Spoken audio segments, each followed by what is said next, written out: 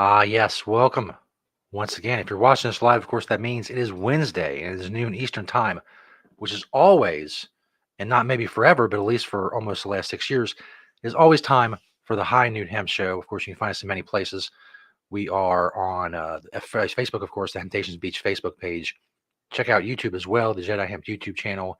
And if you're on X, or if you still call it Twitter, whatever, at Temptations, you can find us there. As you can see, we're just days away now from the most epic day in the cannabis community. Of course, I'm talking about 420.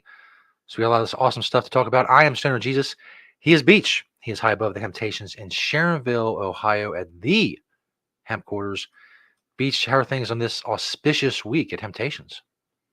Good. It looks like the weather's going to play along. We're going to have a gorgeous 420 this year. As you know, no matter what the weather plays, it's always a great day to celebrate.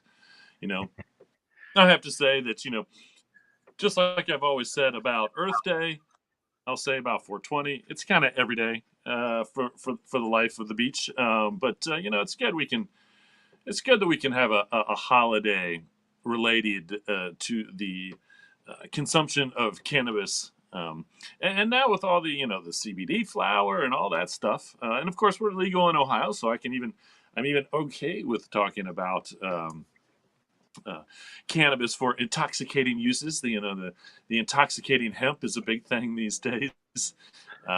We have legal Delta 9 progress with the THCA flower that we have now, which you're going to see later in the products. You into hemp tape to that you feel fit. Uh, um, and,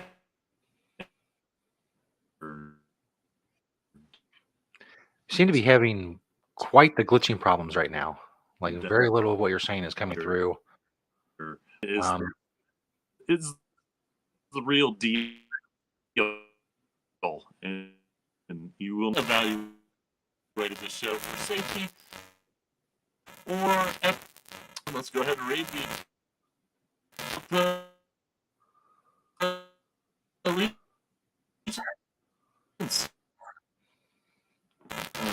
It is. What happened? you're cutting in and out.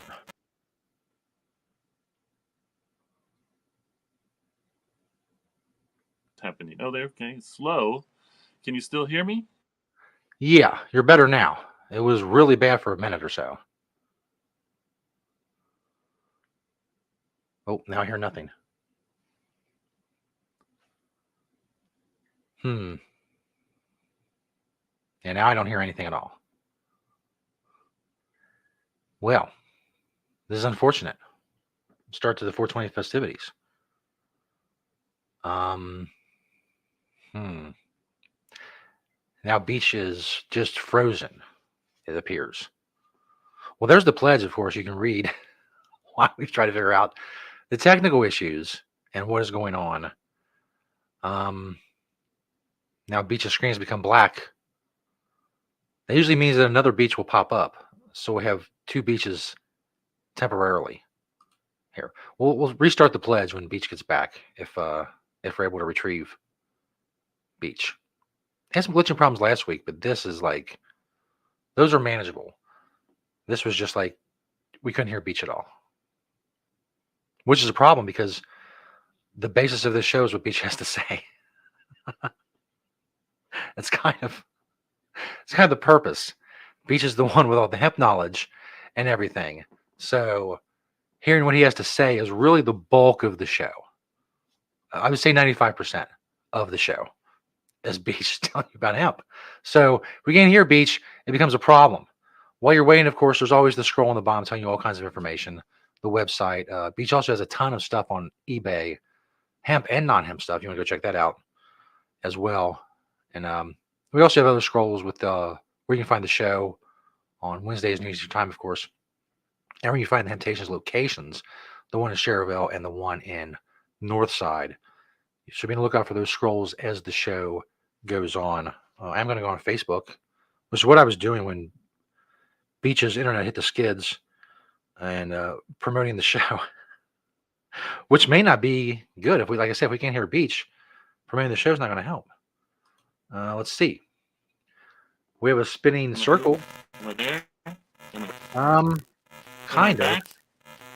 Yeah, let me go I see if I feel like can. back. Oop, there we go. Hello. Now we can't hear you again.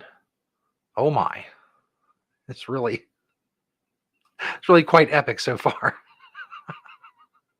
The technical issues. Yeah, we cannot, we cannot hear you at all. I'm gonna go share the show on Facebook, so hopefully people can come in and see what we have going on here. Um, my oh my, I'm not sure. I'm not sure what's going on with the or how it can be fixed. It's definitely beyond my capabilities. But I'm sharing the show on the other Temptations Facebook pages, at least Temptations and Temptations 2. So I still get more people to come in, and hopefully we'll be able to hear what Beach has to say. Because, like as I said, that's the important part of the show. So feel free if you're watching to share with other people, especially on X as well. We're on there.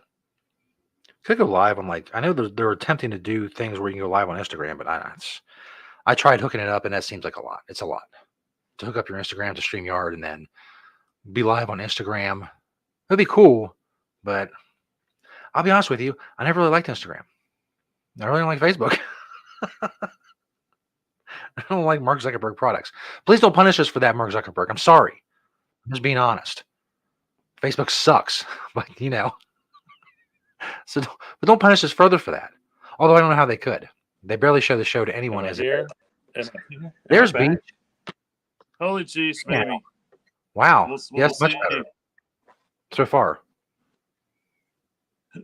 Okay, so far, I don't know. If I cut out again, I'm just going to go to a different phone, I think. So we're going to give Okay. this a try. I think we're hopefully going to get through it. We'll see one way Absolutely. or another. But we've read the Pledge of Allegiance. We've said Hemp 420. Let's just get on with this and see what happens. Sounds good. So let's do. Am I breaking up? A little bit, but not as bad as before. Okay. All right. Well, let's just go ahead and get to the product spotlight here on the Right. Hemp 420 High Noon Hemp Show. One way or another. Oh, indeed. The first one, as I was talking about before, and have become like super popular, are the THCA pre-rolls. Okay, so they come in like a regular version. We have a Keef version. We have a 2-gram blunt version, and then also a diamond coated version. Disclaimer there: not real diamonds, but I guess the crystalline, what call the crystalline cannabis THC. Um, one way or another, I can't do them in stock. We can't because this stuff is insane. It's insane. We have picked up some new flowers. So the new flower is dun, dun, dun. There it is. With this, again, it's a 3.5-gram jar. We have an indica, we have a sativa, and we have a hybrid right now. This is something's brand new. It's kind of cool. These jars actually come with little magnifying glasses on the top of them, and so it's a good jar to even reuse if you want to. Once you've used all your THCA flower up, you can put some whatever else in there that you want to look at like really closely through a magnifying glass. The kids might want to use it to catch insects and look at closely. Just make sure you let the insects go when you're done looking at them closely. That's right. And so maybe you need a grinder to grind up your THCA flower or whatnot. These are the Santa Cruz hemp composite. So these are basically what you would call hemp plastic. grinders. Very simple, just a 2-piece. Obviously, come in some different patterns and whatnot. I think I forgot to flip the picture a little bit. You can see there that they come in some fun patterns, or just plain old nothing really, just says Santa Cruz on the front of it. But Santa Cruz makes great grinders no matter what they're made out of, and the fact that they made a whole line of hemp composite grinders, of course, fits into the Hempy 420 celebration that you may or may not celebrate. You add some hemp into your 420 celebration. If not, we have Earth Day on Monday, and I'm going to do the Earth Day show next Wednesday, so because it's closer. So next Wednesday will be the Hempy Earth Day show, but this week we're celebrating Hempy 420, which is coming up in just a couple days. The last product, this is actually a local product. You want to roll up your THCA or whatever flower you may have. These are Trip Natural king size papers. And again, this is I met this young lady at the medical marijuana meetup, and she's here in Cincinnati and trying to get her papers going. And so if you want to support local here in Cincinnati, if you're in the area, get yourself a pack of Trap Natural king size, and these are hemp, obviously, rolling papers, one way or another. Now, the one from my door is how I'm going to celebrate waking up on 420. And this is kind of, if you follow me on my personal Facebook page, then you might have seen this picture then as well. But that is actually TA flowers. So the personal product, this picture that's mine, is the THC flower in the pipe connected to the coffee mug, because those are like two of the greatest things that I can wait to do. I honestly have to say that I tend to smoke more CBA flower these days. So it could be CBD. I'm sorry, CBD. Not CBA. I don't know. We haven't found that or the THCA, but I do tend to I tend to smoke less THC, but I really do like my CBD flower. And then of course, when I really want to, comparable to THC, I just put my little THCA flower in there. For the record, THCA is 100% industrial hemp legal under the industrial hemp laws. But THCA turns into THC when you heat it up. So it is basically the exact same thing. But because it's not THC, and this is the big debate out there, this is the big debate. But scientifically speaking, and they know this, it is a different cannabinol. Cannabinol, yeah. And so once again, the only limited amount of anything in industrial hemp is THC delta 9. So that's how I'll be. That's how I'll be waking and baking, and then I don't know what the term, and I could rhyme with that for the coffee.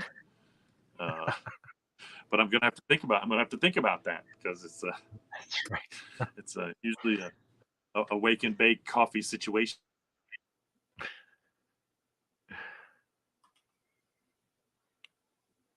No, beach frozen again? Seems to be. Frozen beach. Okay. We may have hit the skids again with Beach's internet connection. Ah, yes, now we have the spinning circle instead of the frozen beach. That's unfortunate. We do have an awesome segment coming up, of course, the best segment in the world. But we will see if we can if we make it. We may have to wait for Beach to get go on another device or something. It was particularly bad today, the connection. And it certainly has nothing to do with distance. Beach and I are roughly, I would say, 15 miles apart, as the crow flies, as they say. But I don't think that makes a difference. I don't think it would matter if he was in Zimbabwe. I think the principle is the same as far as the internet connection. Maybe it's not. Maybe it's not. Maybe it's different. I don't know. I've never done a show with someone in Zimbabwe. Farthest I've ever done a show from someone. I did interview a guy from like live from Thailand. His connection was we connected better than what me and Beach are right now. So if that tells you anything. He was on a beach in Thailand, a literal beach, not beach, but an actual beach with sand. And you know, I don't remember many technical issues during that show. In any case, of course, we do have the beachwear segment coming up. We also have news, all that stuff. Hopefully, we'll get to all of it. Beach is probably switching devices right now as we speak, and hopefully that helps. Because I will reiterate, Beach is the heart of the show. It's the High Noon Hemp Show with Beach. He's the one with the news and the information and all that. So we'll see. We'll see when Beach returns, if it's on a different device, and if that helps. In the meantime, watch scroll at the bottom, Hemptations.com. Whoops. Hemptations.com. Right here. Go check it out for locations and such. Also online ordering. And 2 locations as well. North Side, Sharonville, if you're in the Cincinnati area. The physical Hemptations. Let us see. Drum roll, please. Let's see if Beach is back. There we go. We have Beach. Okay.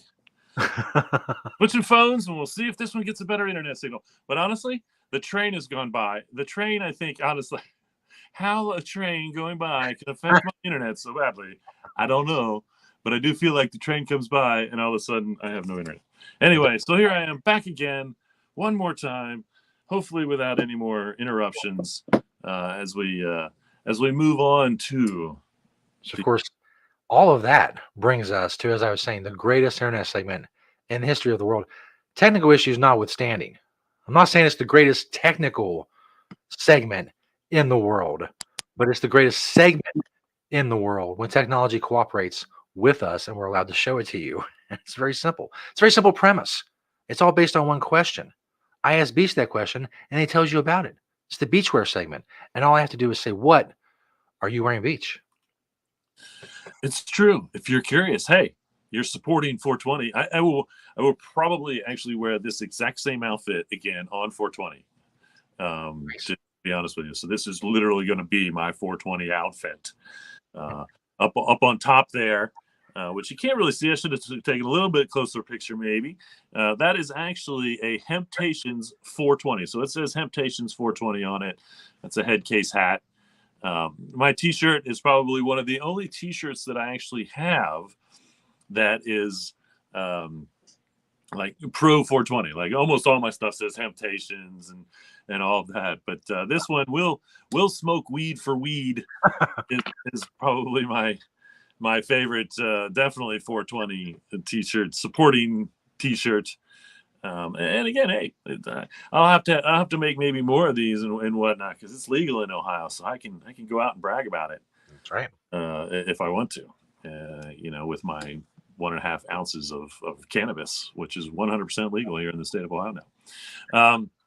The pants I've been waiting for, never seen before on the High Noon Hemp Show. I pulled these out of a box like a couple months ago, and I was like, I got to save these for 420. But here they are. These are actually Island Hempwear. I think Island Hempwear is still operating. You may still be able to go to their website and get some of their stuff. I don't know if they have these pants or not. But definitely, there's a Simpsons episode where a guy's at a party it's Woody Harrelson. He's at a party, and he's got these leaf pants on. They look a lot like this. But anyway, these are very nice. And they're beach pants, and they don't have any pockets. So therefore, as you can see, we are missing the Green Springs Technology pen that I normally wear. But without a pocket, I don't really have anywhere to put it. I'm not gonna like hang it on the outside because then I'll just lose it. So no pen today, ironically enough. Oh, I did forget about the fact that I do have on a pair of hemp eyewear sunglasses. I forgot I'm trying to break those out. These are a little different than the ones I think we saw a week ago or 2 weeks ago, maybe. So I'm just really trying to get my collection of hemp eyewear out there to see. This is like we're we're in full-blown summer mode right now, even though it's not summer yet, and we're going to go back to spring here in Ohio. But for the last 3 days or so, it has been a full-blown summer mode, and so I'm trying to get next week. You'll probably see me in shorts. It's hard to say one way or another. And then underneath it all, you've got a pair of Hemptopia briefs. And then my socks are the Satori. I call them the big leaf because it's just one big leaf on the socks. And then my shoes are just a good old pair of Adidas Sambas. But they had a little blue on them. And, normally, and I don't know how that's really color coordinated, it doesn't look bad. I'm usually, as you know, if you've watched the show, very color coordinated with my fashion on the High Noon Hemp Show. I am not a model, just so you know, but I do try to put some, fashion sense into my outfits every week, so they usually match. Blue and green, it kind of works. It still is okay. It doesn't look like I'm mismatching colors, but I will have to say this is definitely the first time in the history of the High Noon Hemp Show that I have worn like maybe a blue and green combination, unless I've worn my favorite hoodie, which is actually blue and green. But anyway, one of my favorite hoodies. So there you have it. If you're curious, Beach, what are you going to be wearing on 420 this year? Now you know, here on the High Noon Hemp Show. There it is. If you come into the store, Sharonville store on Saturday, you are probably going to see me in that exact same outfit. I'm going to go back after the show, lay it all out so it's all ready to go for me on Saturday, change my clothes, and be ready to celebrate on 420. And like I said, next week will be somehow I'm gonna have to come together with an Earth Day. Well, that's easy. You've seen my Earth Day outfits. They're brown and green. So probably expect that next week because and in fact, I'm going to wear my super duper rare Nike brown and green hemp shoes next week. So you got to come back next week for the Earth Day show here on the High Noon Hemp Show. Indeed. All right. Well, how about a little commercial break, and we'll be back with the news. Hemptation's 420 to Earth Day sale is upon us. Everything store-wide for 20% off and maybe higher. Enjoy the annual 420 to Earth Day 422 sale so you can enjoy you and the planet. Hemptations carries the largest selection of hemp goods on the planet because it's so good for the planet. Either way, get to one of the Hemptations locations and get everything for 20% off between 420 and 422. Having Hemptations? Da-da-da. I feel like I should have more 420 to Earth Day commercials, and that's the only one I can find, which is weird. I don't know how I don't have more 420 to Earth Day commercials. But I might have to make a new one myself just to make sure we have all the updated information correct one way or another. So there you have it. All right, let's get on with the news and get everybody on their hempy day one way or another. So I've been talking about it, probably almost since day one, the scammers that use stars and athletes' name and identities and whatnot to hawk their CBD products. And I don't even know if it's real CBD or not. We don't know. They've gotten in trouble multiple times already. But the most recent one, and you may have seen this post out there and even fell for it to go check it out if you're a sports person, was the fact that they had a fake article about how the NFL was investigating Aaron Rodgers because his recovery was so fast from his injury because he used CBD. Okay.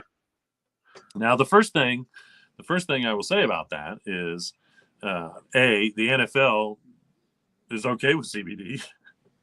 They don't have an issue with CBD to begin with, and so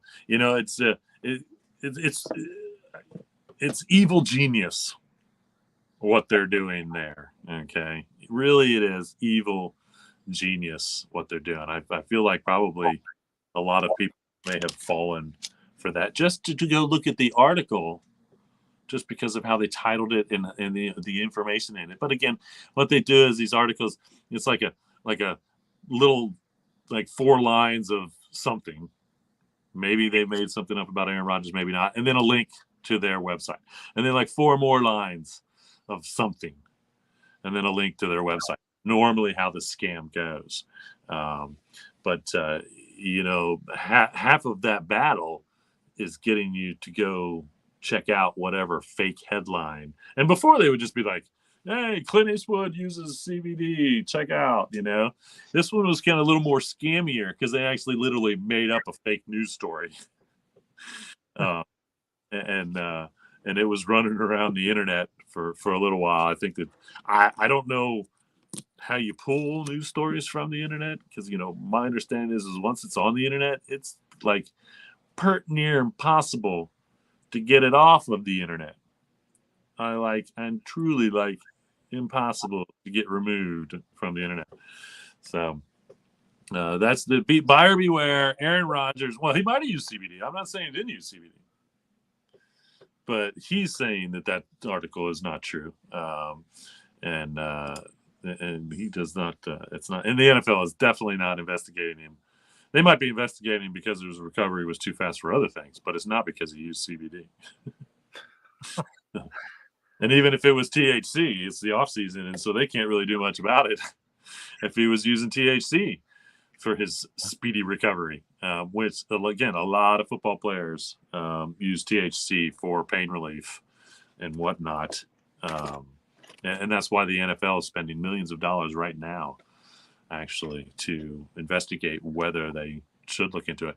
A lot of it is actually concussion protocol, but I don't know how much THC would affect recovery from concussions, but it should be on pain relief or some other things. And so we'll see. But I think as far, if the federal government if it's still illegal with the federal government, it's going to be very difficult for the NFL. But really what they should do, just like other major sports have done, is just take testing for THC, period. Any cannabinoids, testing for any cannabinoids off the table.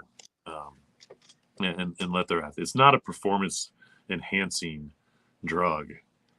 So there's really no reason to test their employees for it one way or another. Come on, NFL. Get on board. I think baseball and basketball both, at this point, have taken THC out of testing one way or another. So this is an interesting twist on things, or I guess it's a brilliant marketing idea, but it will probably upset a lot of people. So there's a company called U.S. Denim Mills. U.S. Denim Mills. Anybody want to guess where they are? It's not the U.S. It's actually Pakistan. Okay, and again, they've come out and they said they're launching a new line called, and this is kind of interesting, Sativa Regene Smart Hemp Initiative. And that's actually the line of denim that they're going to release. Sounds like, man, that's great. That is so awesome. Well, guess what? They're also a little misleading when they say that it's a hemp whatever, because it's only going to be 20% hemp. So yes, I've said it before and I'll say it again. 20% is better than 0. But if you're going to literally call your line of denim Sativa Regene Smart Hemp Initiative, make it at least 50%.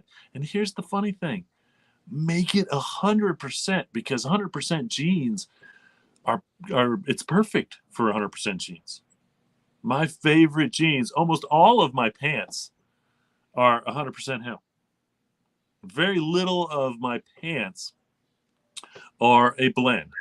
Almost every one of my shirts is a blend. I do have some 100% hemp shirts, so I do some. But I would say that 90% of the 200 plus hemp shirts that I have are that 55-45 blend.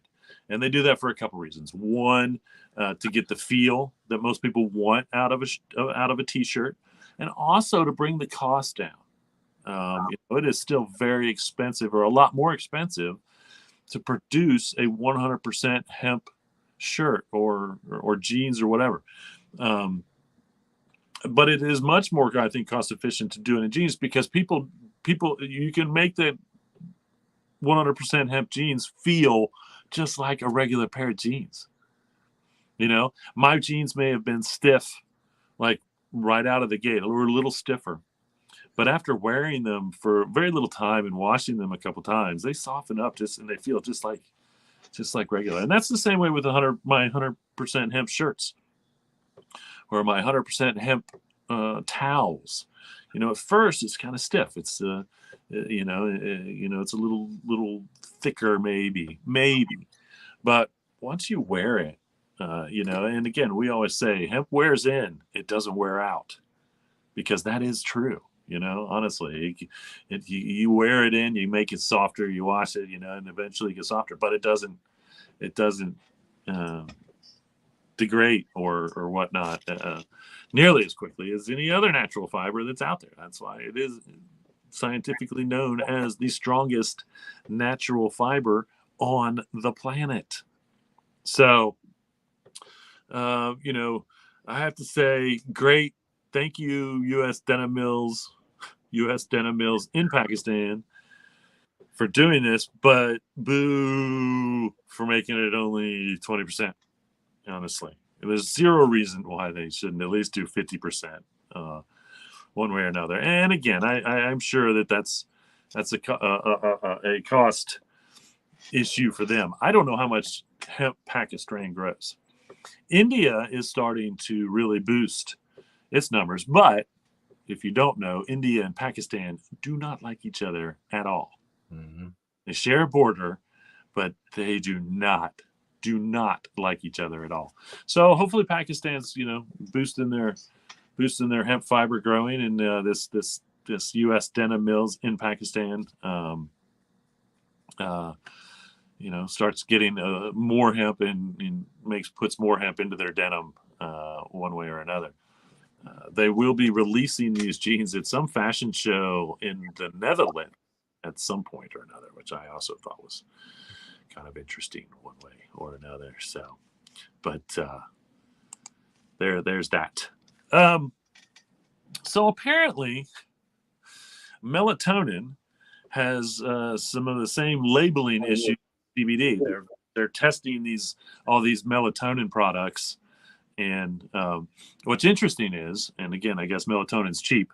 They're actually finding that there's more melatonin in the products as opposed to less, which we see a lot in the CBD industry. And we've seen some CBD products actually test higher, not a whole lot, one way or another. And melatonin is a great sleep aid. It's not something that you should use permanently, from my understanding, or over time, but periodically you can use it. And we're seeing some melatonin CBD products. But the most interesting thing about this whole article on testing melatonin is they actually tested one product that had zero melatonin but was actually CBD. And so I don't know why. I honestly don't know why anyone would do that, because I do feel like melatonin is probably much cheaper to buy and get a hold of these days than CBD, even though CBD is coming down in price and there's a lot of it out there. But what it really shows is at least they were putting something in their product that was comparable to melatonin. Again, our customers use CBD for three main reasons.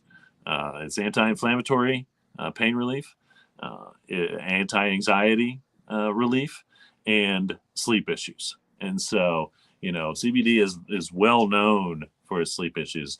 And I just, read an article not too long ago, a couple weeks ago, about a gentleman, and I don't know if I mentioned it on the show. I think I might have. And he was using CBD, and he said, sometimes he wouldn't get as much sleep, but he would wake up when he was done with his sleep much more refreshed. So he got maybe shorter sleep time, but better sleep. which I think we see a lot in with CBD, is it just makes the quality of sleep better. And so you get out of your sleep what you want to get out of your sleep, to be honest with you. So pretty interesting there on one way or another. Kentucky, what a weird one here. Kentucky has outlawed all vapes.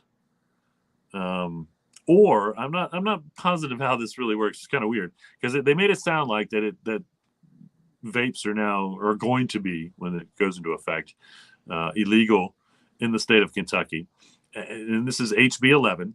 And then it also mentioned that it creates an e-cig registry. So I don't know if that means if you want to sell e-cigs that you have to register with the state. And again, this was a tobacco thing. This was 100% supposed to be fighting nicotine use in kids for the most part. It's always about the kids that they tell us this. But here's the thing. You can't do CBD in a vape. You can't do Delta 8 in a vape. You can't do legal Delta 9 in a vape. You will not be able to do any of those things in a vape. And the worst thing about this is the fact that between sublingual, under the tongue, and a vape, those are the two by far quickest ways to get cannabinoids into your system. Okay, when it goes in the vape, boom, right into the lungs, boom, right into the blood system. Sublingually, under the tongue, yada, yada, yada. And so this is really going to affect the way a lot of people, and again, what's ironic about the whole thing is the fact that this is going to force kids to go back to smoking cigarettes. So, they're still going to get there. If they really want the nicotine, they're going to go then and buy cigarettes. They're going to find a way to get cigarettes, and then they're doing more harm to their body. So this is really a therapeutic step backwards. Again, I'm not promoting the use of anything to minors, but we all know that minors are going to do what minors do if they want to do it. I did it. Everybody that I know, being 16 didn't stop us from doing anything that only adults were supposed to do. Yeah. Okay. It made us slow us down a little bit, made it a little bit harder. But in the long run, if we really want to get a hold of this stuff, we will. So what is this going to also do? This is going to drive these products to a black market. So now all of a sudden you're going to have kids go into the black market for their nicotine vapes, and then you're going to have people go into the black market for their CBD vapes or their Delta 8 vapes or their Delta 9 legal industrial hemp vapes, all that stuff. Okay, so now you're forcing people back to the black market for something, as opposed to holding the retailers accountable. I mean, just like anything else, if a guy sells a 6-pack of beer to a 16-year-old, then you got to hold him responsible. You got to hold that store owner responsible for that. If they are selling nicotine vapes to 16-year-olds in Kentucky, you hold the store owners. You can't hold an entire industry liable because kids can walk into a speedway and not get carded for a nicotine vape. Okay, that's the, and I should not have mentioned a specific convenience store, to be honest with you. It's all of them. It's all of them. When you have someone behind the counter that really doesn't care selling these products, alcohol is one thing. They're pretty, they know. But I do think with the vape thing, I don't think that they pay any attention to carding people. And again, I'm sure that's what's caused this to begin with. But outlawing the vape so adults can't get it because kids can't get it at places that shouldn't be selling it to them to begin with is simply not fair to adults. It's just not fair, honestly. And my understanding is they are already getting sued. And so, we'll see where this HB 11 bill, if you're in Kentucky, call your local representative, tell them that this HB 11 is a ridiculous bill, and then tell them that exact same thing. You need to go after the people selling the products to the kids. Okay. not go after the adults via making it illegal, and so no one can get it, because once again, I guarantee you there will now be a black market. So now you're going to cause people, they're going to go down to Tennessee and get their nicotine vapes and bring them back up and sell them to minors. They're going to come up to Ohio and get their nicotine vapes and sell them to minors. They're going to go, to all the adjacent states that are out there that were legally selling these products still, and the minors will still get them one way or another. So making them illegal, it's not the prohibition does not work. Okay, prohibition does not work. It hasn't worked for thousands of years, and it's not going to start working now. And again, you're making a more unsafe market for these products than you are protecting the safety of the kids to begin with. Because now everybody's beholden to a black market, adults and everybody. And I read something about I forget where it was, and I don't think it was in the United States, but they were finding some crazy substance. It wasn't fentanyl, of course, but they were finding some crazy medical substance in vapes that shouldn't be there. And I think it was a black market issue again. And so that's what you're creating now as a black market for these things, because if no one can get them, then that's what's going to happen. Okay, one way or another, which is ridiculous. Or once again, now the adults, every adult in northern Kentucky now has to drive across the river to go buy themselves, or will, once this law comes into effect, will have to go across the river to buy themselves a vape. And so now you're just sending that money to Ohio, and we'll take it. We're good with that. Ohio will take all the money Kentucky wants to give us, I suppose, when it comes to doing dumb things. Just like Tennessee used to take all the money that they could get for selling alcohol, when alcohol was pretty much and still is somewhat prohibited in the southern states or the southern counties of Kentucky. They just go across the border, and then they're giving their money to a whole other state who's getting all that tax money, and Kentucky gets nothing out of it. That's exactly what's going to happen here with this vape ban, one way or another. So it's just again, the prohibition doesn't work, and I cannot believe that there is any educated adult out there that thinks that it does. It doesn't.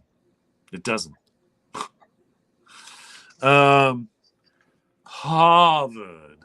Yes, that Harvard Medical School said, and I quote from Harvard Medical School, that CBD appears to be helpful, and this is interesting, says relatively non-toxic option for managing anxiety and other issues.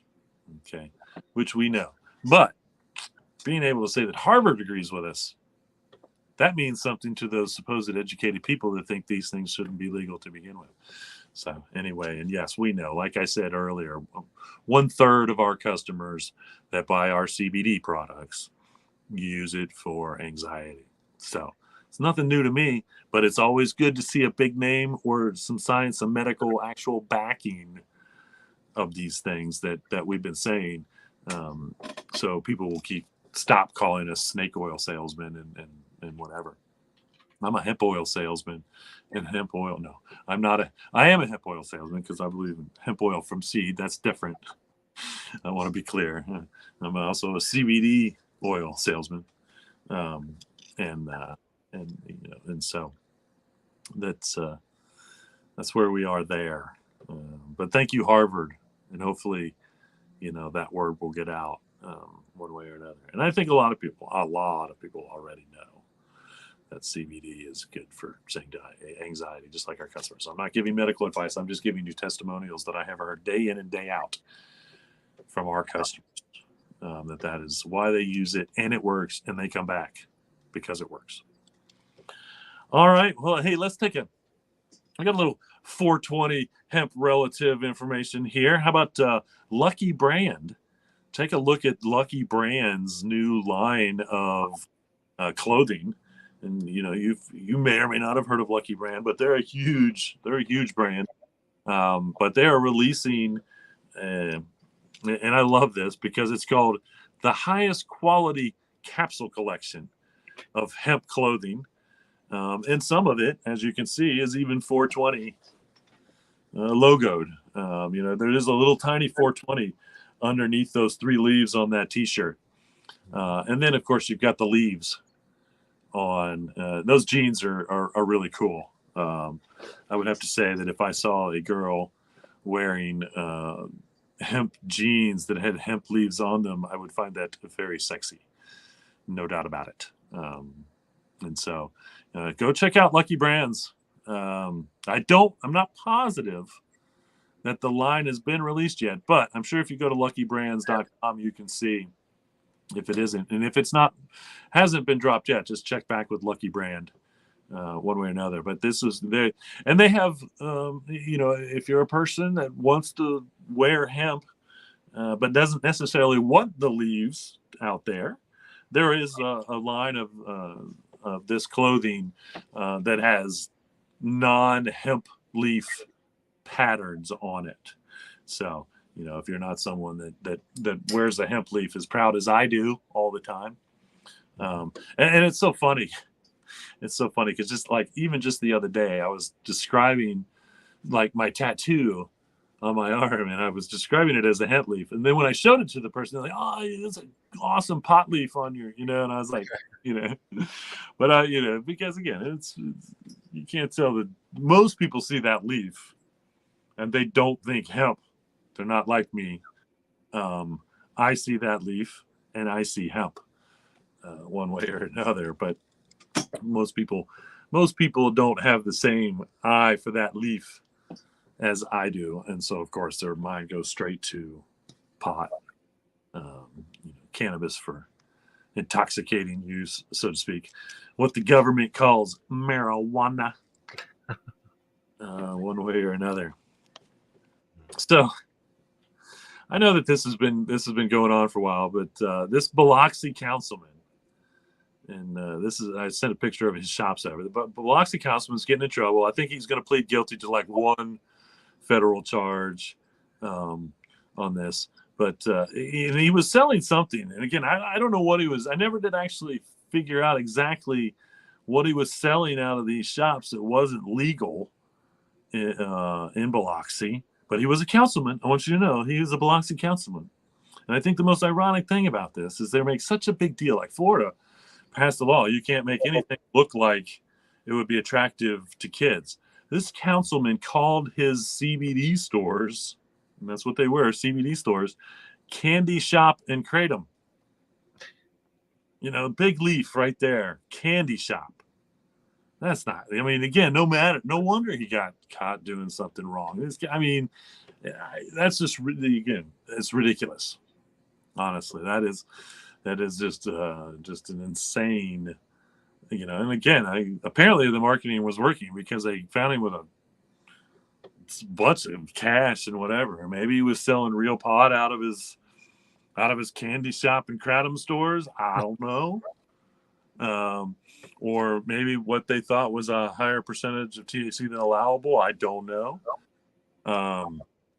He has pleaded guilty in a plea bargaining agreement to one federal charge, and I didn't even see what that federal charge was. So, I think it's quite funny that this guy was, again, he's a politician. He's a politician, and most of them are like, "Don't make it look like candy." This guy was just blatant. He's like, "I'm just going to call my place a candy shop." How many kids are going to walk in there and look around and be like, and the only candy I'm sure he had was CBD or Delta 8, Delta 9, who knows what else, one way or another. So if you're going to do something illegal somewhere in some state, don't name your cannabis shop the Candy Shop. Just not a good idea. It's not. I don't think it's a great idea if you're not going to do anything illegal. To be honest with you, I think that And again, if it was just CBD, you'd be completely fine with it because CBD is harmless to children as much as anything else. But you know, it's just kind of that's the true irony right there, one way or another. No doubt about it. So the Smoky Hemp Decoration Limited is going to open in the fall in Donley, Alberta, Canada. What I love about this is I found this news in what's called the South Peace News. I don't know how far the South Peace News covers or where it covers, but I love that. And it's probably because there's a city called Peace in Canada, which could very well be. But this decortator, they're going to use they have a patented decortating system, and it was described as a hammer system. So I just picture, instead of running through a decortator like this, okay, they're basically going back to the old hemp break idea, which is basically they're going to pound it. And I think it wouldn't surprise me at all if they don't have like alternating, like the hemp's going to be laying on something, and then it's going to be pounded like in between, and so that it breaks open. This is what a hemp break used to do. So the hemp break was this big triangular, more or less wood shaped contraption that they would actually pull out into the hemp fields. Okay, and then the person would, and it was like wood blocks, probably 3 or 4 inches wide, and then a space, and then wood blocks 3 or 4 inches wide, and then the top was wood blocks 3 or 4 inches wide that was alternate from the bottom, so that it would go down into the space, and then they'd lay the hemp flat across it, pick it up, drop it down, pick it up, drop it down, move the hemp a little bit, pick it up, drop it down, and then they would just move, and then the fiber would come out, and this would leave the hurd or the shiv on the ground, and that hurd, that shiv, that's the part that we now use for animal bedding and hempcrete. But I think that was just left in the fields when they were farming in the United States at the original turn of the century, or the older turn of the century. That one was 100 years ago or so, 124.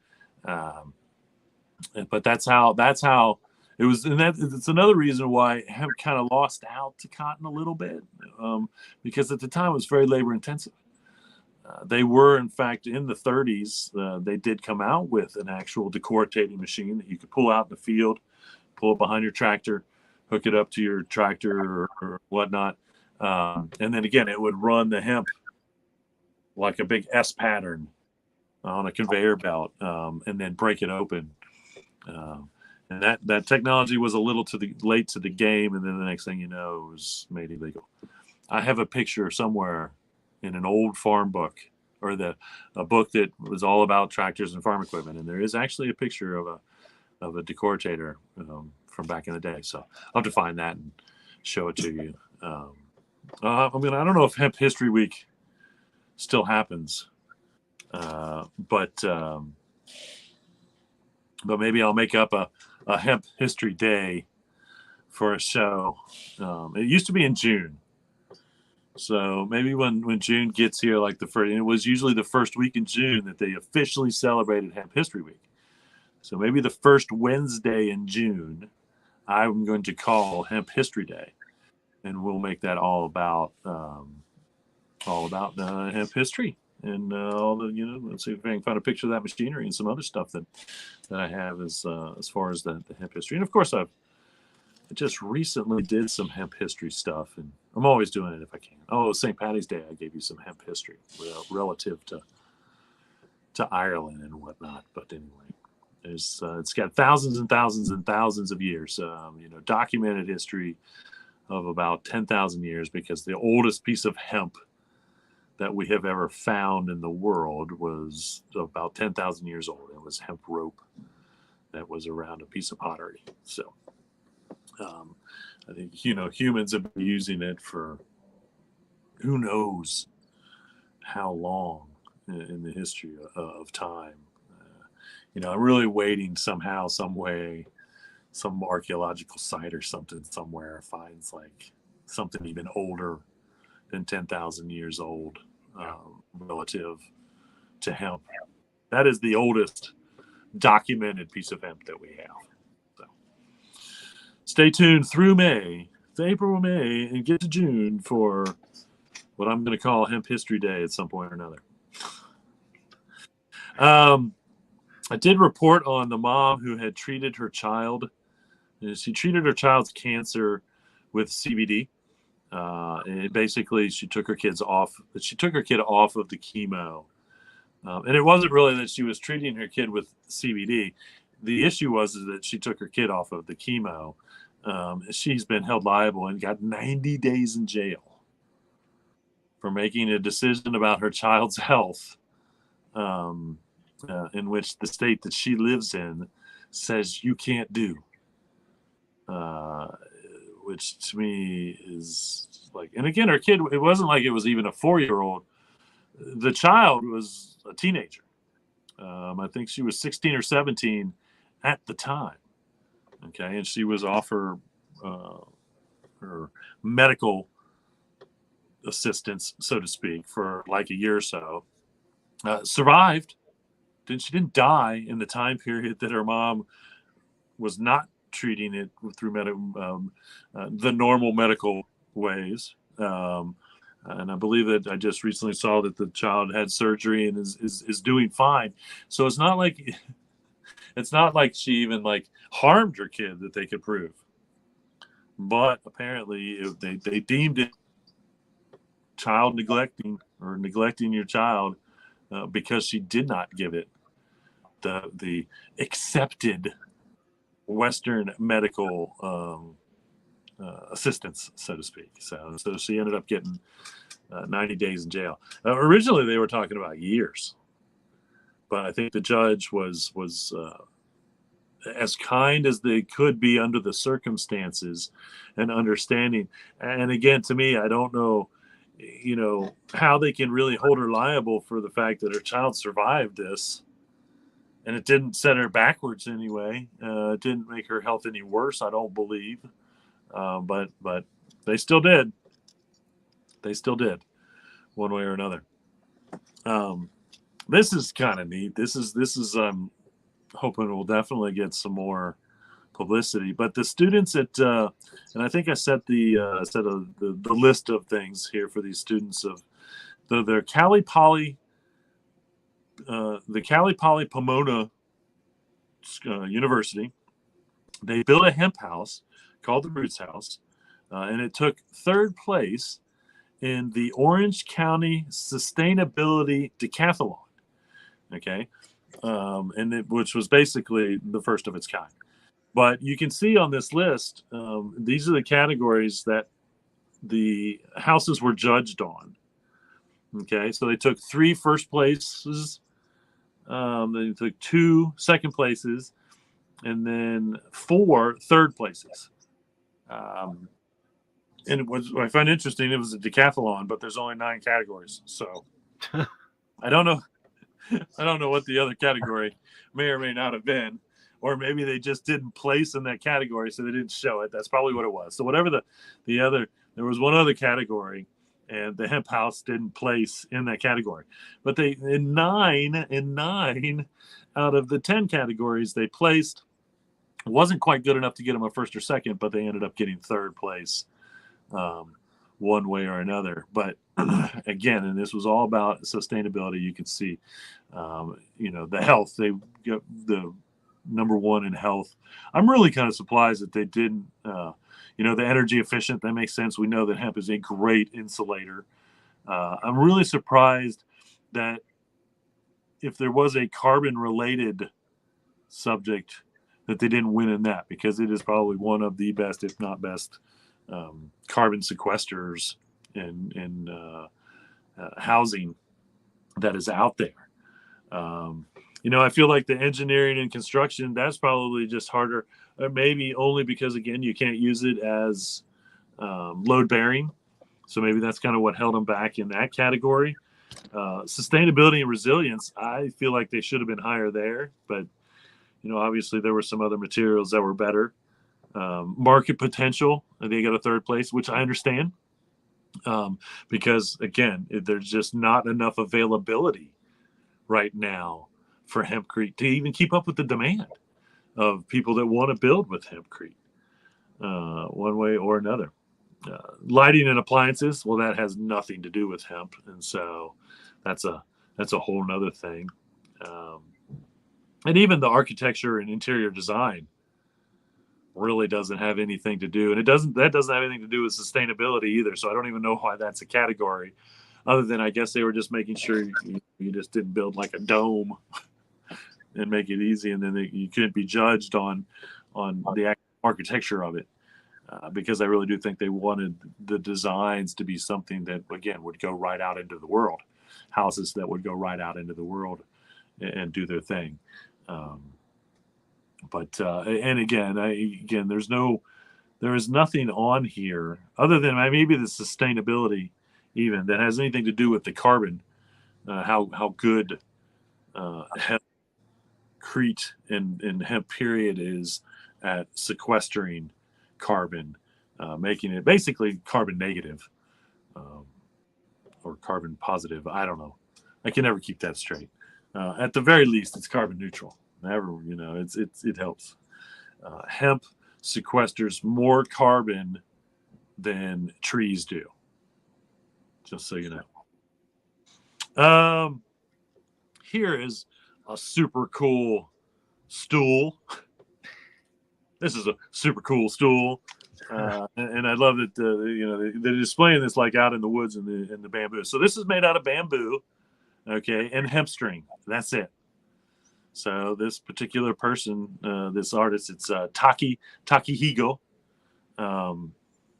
Basically, just took little pieces of hemp, little pieces of bamboo, and twined them together with hemp string, and built this. It's a stool, as you can see. They're sitting on it right there. Very light, basic. Quite amazing, structural wise, quite ingenious structurally wise. But once again, as a material to hold things together, that's just hemp twine holding that together, strung all the way through it and whatnot. And of course, bamboo is super strong, super strong. When I was in India, the scaffolding, most of the scaffolding, and it might go 20 stories up when they're working on buildings, was actually made out of bamboo. I don't know if they were tying it together with hemp. Wouldn't surprise me. I never actually got a close-up look at it to see how they actually connected the bamboo together to make these scaffolding. But bamboo is, definitely something to be utilized more for its strength. It's what we would call like the outer part, the shiver, the bark, I guess, of the bamboo, which also has fiber too, but is a little bit more labor intensive, but it's sustainable because bamboo grows so fast. And what's crazy, and you can't really see it, I was almost going to try to show a picture of, because he's got this out in this big, huge, like bamboo forest. And this bamboo out in this forest is like 4 or 5 inches wide. You can barely see one over on the left-hand side, like behind it. Huge bamboo. And again, bamboo grows and shoots up really quick, which is what makes bamboo sustainable for anything we can make bamboo out of. We're seeing a lot of bamboo wood stuff, which I really encourage. And again, I looked into the bamboo fiber, and I think it's better than cotton. But my understanding is it is a little bit labor intensive as far as the resources it takes to make the fiber into clothing material or material to begin with. But I would like to carry one of these out into the middle of the woods and sit on it. I think that would be quite enjoyable. And again, it's got to be super, super light, one way or another. All right. In a positive note, over in the UK, they are going to make it easier on the hemp fiber and hemp grain farmers by extending the license. So instead of the license only being good for like 3 or 4 years, I believe when you buy it, you got 6 years on it.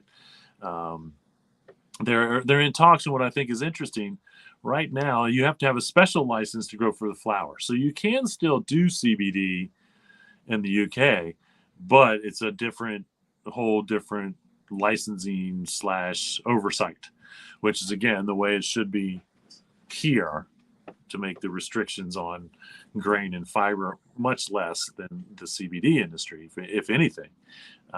But the UK only has a 0.2% THC level, and so they're trying to get that up to the 0.3, which is again kind of the international standard. In most countries here, China, Canada, most of Europe, honestly, I think most of Europe abides by that 0.3%, one way or another. But, again, until, same in the UK as it should be in the United States, until it's as easy to grow hemp as it is to grow soy or cotton, we're not there. Okay, it shouldn't be an extra license. If you're growing, once again, for grain or fiber, THC content shouldn't even matter. Shouldn't even matter. I mean, if they want to test something, then test the pair of jeans when they're made for THC. When it has no THC in it, that just shows you the point that it doesn't make any difference how much THC was in the plant to begin with, the flower of the plant when grown for fiber, or the flower of the plant when grown for grain. Test hemp oil, seed oil, test the hemp grain for THC. Once you've harvested it, you'll find there's no THC in it, no matter what. Once again, I can take seeds from a 30% THC cannabis flower and clean them, and they will test, and again, it's probably a parts per million. Like they might test like 1 part per million THC, but it's not even going to be a high enough number to say 0.0001%. Honestly, there's no THC in the seed. There's no THC in the fiber. There's no THC in the stalk. Again, so if you're using that herd, that shiv, test the concrete. Build a house out of hempcrete, test it for THC. See if you find any. You won't. So it doesn't make any difference what the THC content is of that industrial hemp. Okay? It should only be regulated. It should only be licensed with special licensed if you're growing for the flower, and the flower is the end product. No matter what, if you're going to make tincture out of it or the oil, the CBD out of it, I'm not against. If that's what they really need to do, until it's federally legal, won't matter either way, and people can just say, yeah, this is CBD oil and it's got 1% THC. This is CBD oil, it's got 0.5% THC. This is CBD oil, has 0 THC because it's an isolate. We've taken it and isolated it. You know what I mean? And all those things make more sense because there should be an allowable. Now if you want 1% THC in your CBD, then you literally have to get that from a medical dispensary or a legal recreation shop that may be in your state, if that's possible. We haven't opened any here yet, but if I wanted to get a CBD product that was mostly CBD, but 1% THC, just a little bit, just enough to help for whatever reason, you can't do that under the industrial hemp laws because of the federal Controlled Substance Act and marijuana. But hopefully we take care of that, and then again, you'll be able to get whatever percentage THC with your CBD that you want, one way or another. And again, it may be that you still have to go to a certain place, but it'd still be over the counter instead of have a medical card or whatnot. So, but good for the UK. Everywhere seems to be at least going in the right direction with making it easier for hemp farmers to grow hemp. But once again, until hemp is looked at just like soy, just like cotton, for a farmer to grow, we're not going to have as many farmers interested in growing. Once again, you go to a farmer, you say, "Hey, I've got the greatest plant you could possibly grow for humans. The greatest plant you could possibly grow. We can make food out of this. You can build a house out of this. We can put people in clothing out of this. This one plant does all these things." The farmer be like, "Yeah, man, I would love to grow that. Is it profitable? Yeah, you can actually make some money. You can actually make some money doing this. I mean, the demand is out there for all of these products." Okay. And he's like, "Yeah, man, I would love to do that." And then you tell him, "Oh, well, you got to have in the state of Ohio at the very least, oh, well, you got to buy $1,000 license just to grow this plant. Oh, you're going to have your crop tested at the end of the year for this, that, and all the other to grow this plant." The farmer's going to be like, "I'll just keep growing my soy. I'll just keep growing my cotton. I'll just keep growing my corn. I'll just keep growing whatever I'm growing, because guess what? I don't have to pay $1,000 licensing fee to grow any of that. And I don't have to have my soy tested at the end of the year to make sure it doesn't have too much of this, that, and all the other in it." And so, all of these licensing and regulations and all this over industrial hemp. And again, fiber and grain, 100% should be excluded. If you want to keep, if you want to keep overcharging CBD farmers and making them, I don't know, and again, I'm not saying I don't understand that, because if you are going to consume the flower product, then I understand them wanting to regulate that 0.3% THC. But again, in the fiber and grain industry, zero reason to do that. So, all right, aren't really a whole lot of events, but I'm sure if you just Google, and this is what I usually do, just Google hemp, and then hit or hemp events. Just Google hemp events. There will be plenty this 420 that will pop up that are some I saw, were everything, including hemp, celebrating hemp on 420, because there's definitely plenty of stuff going on there, one way or another. And my thoughts have obviously been well illustrated. I didn't have any questions, but my beach thoughts were well illustrated again throughout the show. If you were paying attention at all, and I think you were, one way or another. So I want to wish everybody a happy 420, and of course a happy Earth Day, because I won't see you until after Earth Day. So get out there on Earth Day if you can. Buy a hemp product. Go find a hemp product. Buy it online. I don't care. But I would, how awesome would it be if I found out that hemp sales in the United States went up even, 0.1% on Earth Day, because people recognize that hemp is, and it's not just, this is really fact. Hemp is the greatest plant that we can grow to save the earth from the destruction that we humans have caused on it.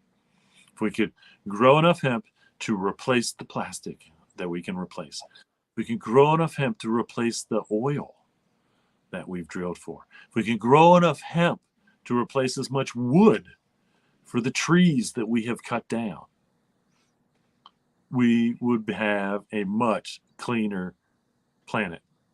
And every human should demand from their politicians clean soil, clean water, clean food. All of those things are a human right.